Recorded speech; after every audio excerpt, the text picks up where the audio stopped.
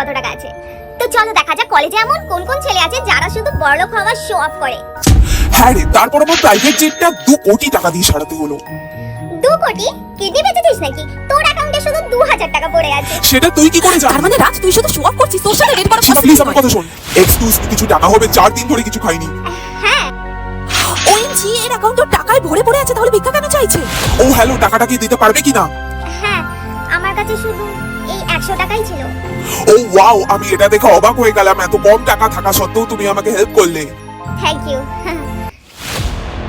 হতে পারে সিস্টেমে কোনো এরর এসে গেছিল, তাই হয়তো ভুলভাল হয়েছে। আচ্ছা, আপনারা কি এখানে কেউ জানেন ওই ভিখারিকে কে টাকা দিয়েছে? হ্যাঁ, সে আমি। আপনাকে এক্ষুনি আমাদের সাথে যেতে হবে, চলুন। কিন্তু কেন? আসলে যেই ভিখারিকে আপনি টাকা দিয়ে হেল্প করেছিলেন সে আসলে সুইজারল্যান্ডের রাজা ছিল। সুইজারল্যান্ডের রাজা?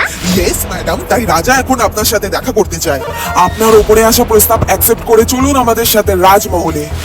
ওকে, তাহলে অ্যাকসেপ্ট করেই নিচ্ছি। I accept.